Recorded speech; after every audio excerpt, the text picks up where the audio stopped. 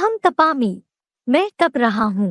अहम वर्षम उत्सृजामि च निगृह्णामि, मैं बरसात छोड़ता हूँ और वर्षा खींचता हूँ। चैव अमृतम च मृत्युः च, और मैं ही अमृत हूँ और मृत्यु भी हूँ। अर्जुन सत असत अहम, अर्जुन सदा सत्य असत्य में। अहम तपामि अहम वर्षम उत्सृजामि च निगृह्णामि च एव अमृतम च मृत्युः च। अर्जुन सत असत अहम। भावार्थ, मैं शिव प्रकाश भंडार ज्ञान सूर्य ही विवस्वत बन संगम में तप रहा हूँ। मैं ज्ञानजल की बरसात छोड़ता हूँ और एकमात्र मैं कपिल अर्थात अग्नि ही मंथन करके ज्ञान वर्षा खींचता हूँ। और मैं ही सागर मंथन का ज्ञान अमृत हूँ और मृत्यु रूप विष भी हूँ। हे ज्ञानार्जन करता अर्जुन, सदा सत्य और शठे शाठ्यम समाचरेत अनुसार असत्य भी मैं शिव प्लस बाबा ही हूँ। श्लोक से संबंधित शिव बाबा के महावाक्य। दुनिया की कोई ऐसी बात नहीं जो तेरे जगत पिता अर्थात आदम पर लागू न हो। मुरली तारीख 14 अप्रैल 1968, 5 मई 1969, पृष्ठ 3 अंत। कोई ज्ञान सूर्य है और वो ही सदा त्यागी है। स्वयं कुछ भी सुख नहीं भोगता है, कुछ भी सुख नहीं भोगता। सुख भोगने के लिए देह चाहिए, उसको तो अपनी देह ही नहीं है। तो वो तो जैसे सूर्य तपता रहता है, ऐसे तपत है। उसमें इतनी तीक्ष्ण ज्ञान की रोशनी है कि सदा तपता है। त्यागी है, अपनी आत्मा के लिए भी त्यागी, और जो भी रूहों का बाप है उन सब रूहों के लिए त्याग करता है। जैसे दुनिया में भी बाप होते हैं ना, सारी जिंदगी कमाई करते हैं, एड़ी चोटी की ताकत लगा के कमाई करते हैं ना, परिवार का पोषण करने के लिए, बीवी बाल बच्चों के लिए। फिर जब वैराग आता है तो क्या करते हैं? पहले धीरे धीरे वानप्रस्थी होते हैं, एकदम न्यासी माने त्यागी, संपूर्ण त्याग कर देते हैं बच्चों के लिए, परिवार के लिए। ऐसे ही सुप्रीम सोल शिव भी इस सृष्टि पर जब आते हैं तो थोड़े समय में ही उस सृष्टि में ऐसा चक्र चलाते हैं कि सृष्टि एकदम तमोप्रधान से सात्विक बन जाती है। जैसे और धर्म पिताएं आते हैं, 100 वर्ष के अंदर अपना धर्म स्थापन करते हैं, ज्यादा से ज्यादा, इससे ज्यादा तो कोई ने टाइम नहीं लगाया। ऐसे ही सुप्रीम सोल बाप भी, जिसे मुसलमान अल्लाह कहते हैं, ऊंचे ते ऊंच अल्लाह माने उससे ऊंचा कोई है ही नहीं। तो इसलिए ऊंचे है, कि वो इतना त्याग करता है। भगवान जब आया तो उसने किसको ज्ञान दिया? सूर्य को दिया। तो भगवान खुद तो निराकार है, इस सृष्टि में आएगा तो साकार के द्वारा ज्ञान देगा ना। तो वो आकर के ज्ञान देता है विवस्वत के द्वारा। भगवान आते हैं सृष्टि पर तो जिस मनुष्य तन में आते हैं उसका नाम ही देते हैं विवस्वत। क्या विवस्वत माने सूर्य जैसा पार्ट बजाता है। ऐसा पार्ट बजाता है, बाप समान पार्ट बजाता है। जैसे बाप शिव है, सदा अनासक्त है, ऐसा ही पार्ट बजाता है। लेकिन कब तक? जब तक बाप का युग है। बाप का युग कौन सा है? उसका नाम ही है पुरुषोत्तम संगम युग। पुरुषोत्तम संगम युग अर्थात जो भी पुरुष मात्र हैं उनको उत्तम ते उत्तम देवता बनाने वाला युग। सोचना चाहिए इतनी बरसात कैसे पड़ती है?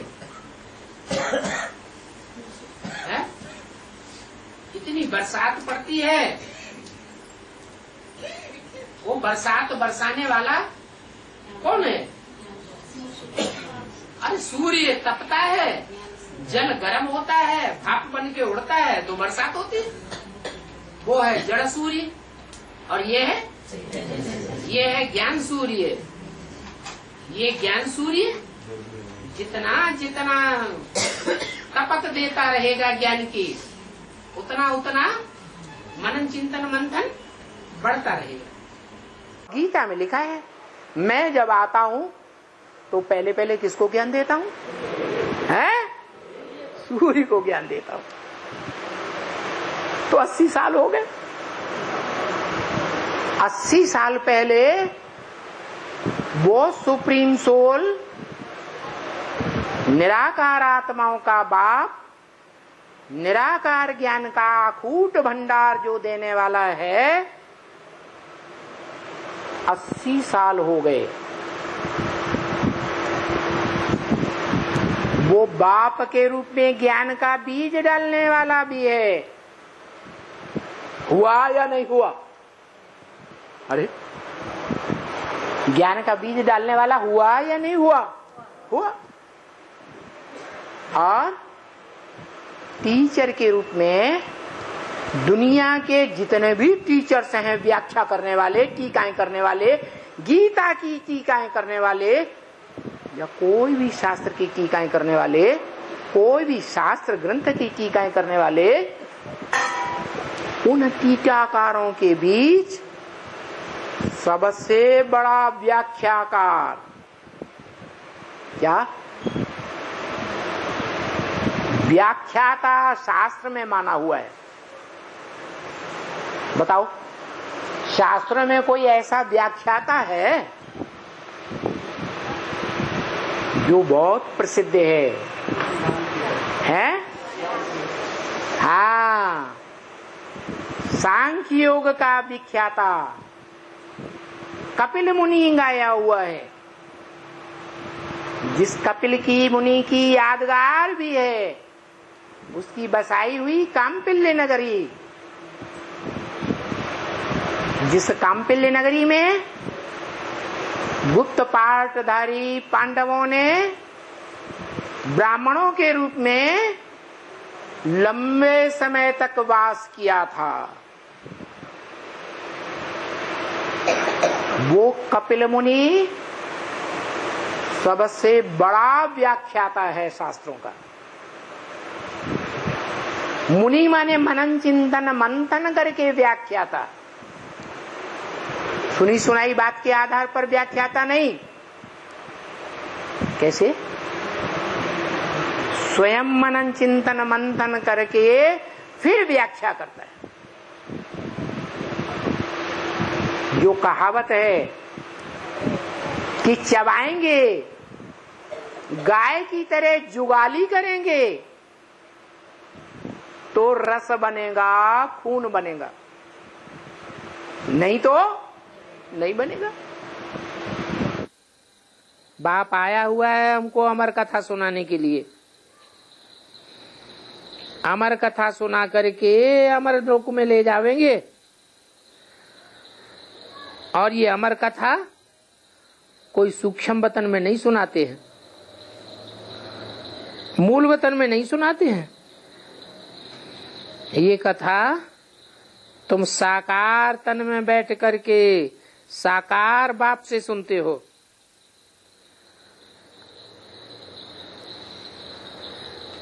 क्योंकि बाप को सुनाने के लिए मुख जरूर चाहिए। बाप स्वयं निराकार है, ज्योति बिंदु है, सदैव ज्योति बिंदु है, उसके ज्योति बिंदु का ही नाम शिव है, परंतु फिर भी उसको साकार मुख चाहिए। इस मुख से ज्ञान अमृत बहता है। कहा जाता है ना ज्ञान अमृत। ये मुरली जो ब्रह्मा के मुख से चलती थी, ये कोई ज्ञान अमृत नहीं है। क्यों? अमृत कैसे तैयार होता है? अमृत को मंथन किया जाता है। सागर मंथन का नाम बहुत बाला है। सागर मंथन हुआ, फिर सार सार चीजें निकली।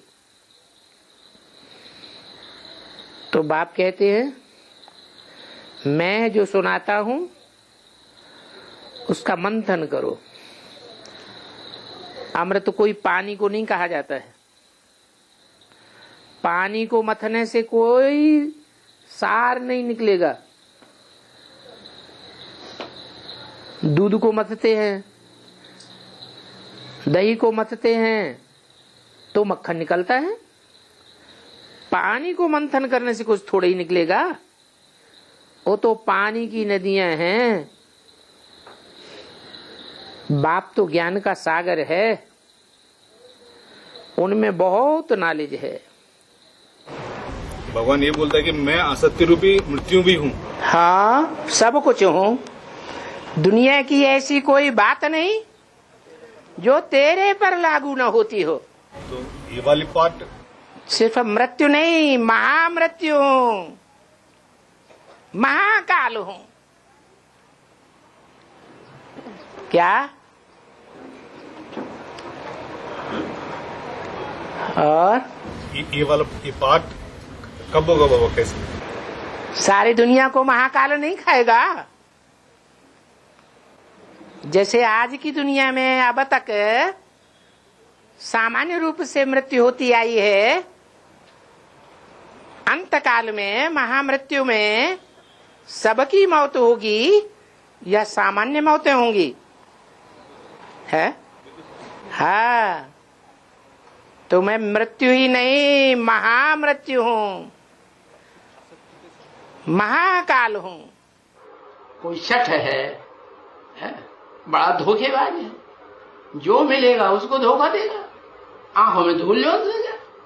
तो बताया, हाँ, तो शठ के साथ क्या करना पड़े? शठे साठ्यम समाचरे। हाँ, जैसे लोहे से लोहा काटा जाता है, काटा जाता नहीं, और विष से विष मारा जाता है। तो ऐसे ही ये जो धूर्त हैं, राक्षस हैं, हिंसालु हैं, हिंसा वृत्ति छोड़ते ही नहीं है।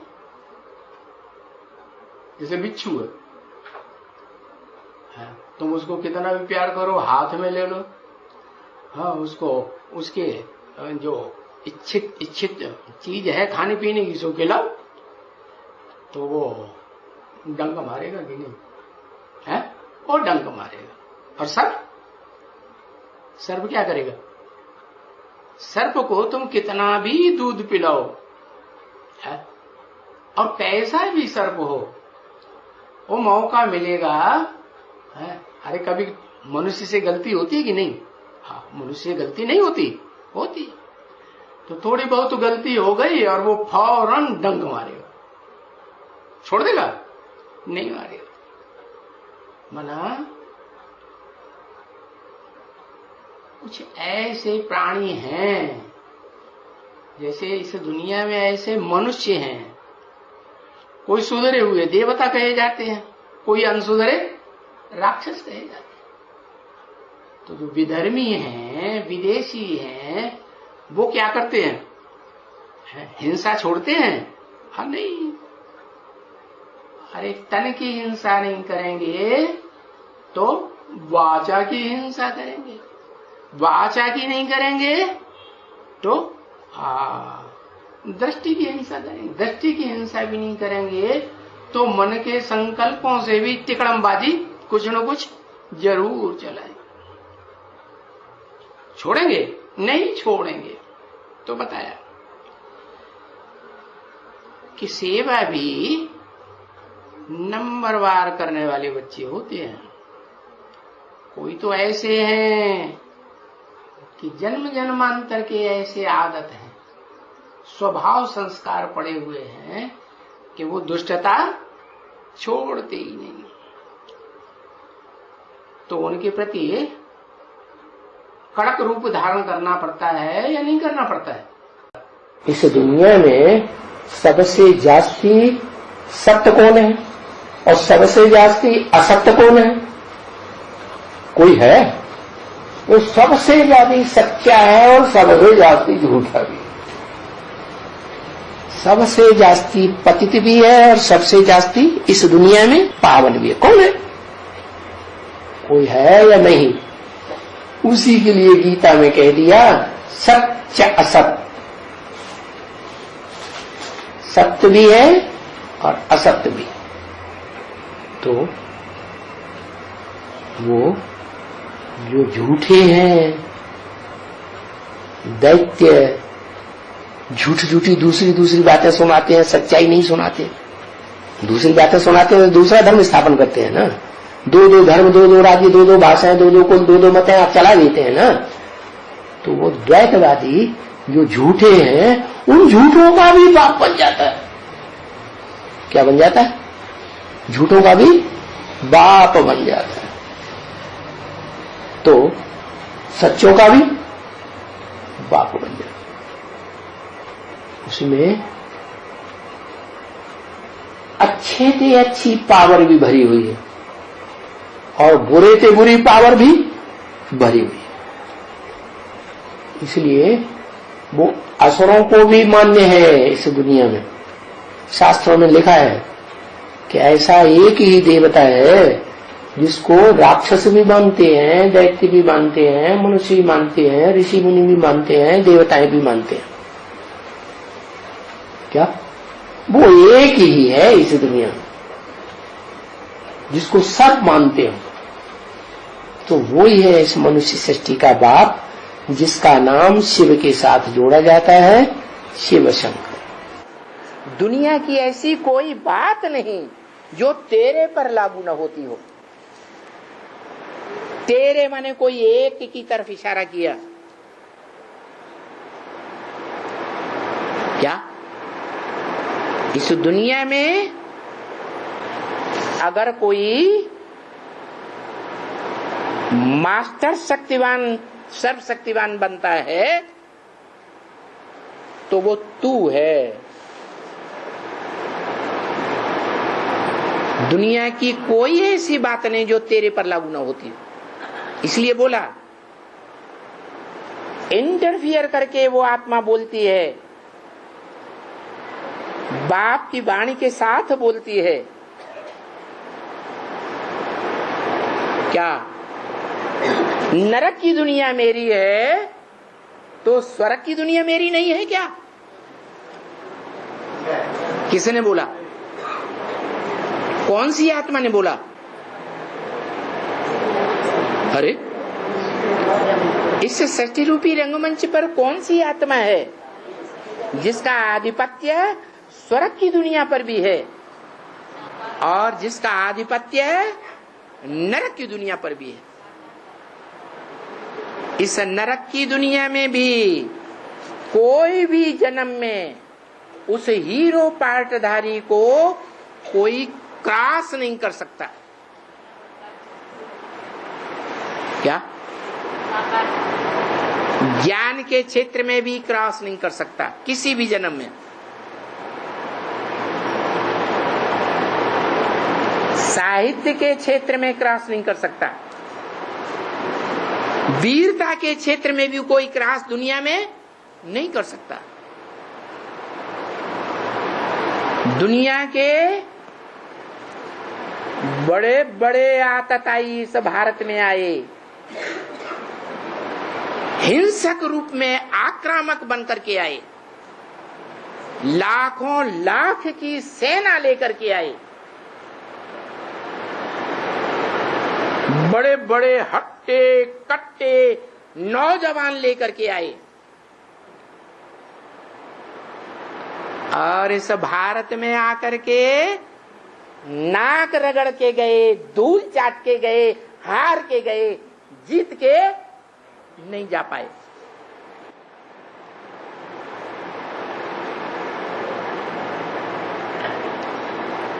हिस्ट्री में देख लो,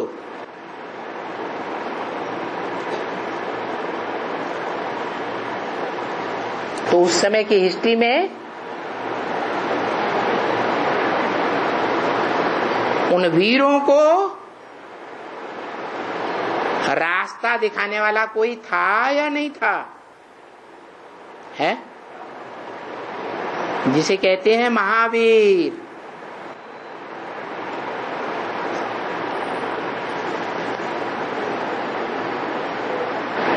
महारथी नहीं, घोड़े सवार नहीं, ऊंट सवार नहीं,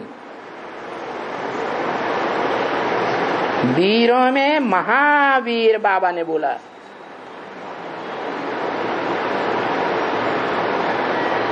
जिस वीर बाबा की पूजा आज भी माउंट आबू पहाड़ पर आदिवासियों के द्वारा की जाती है।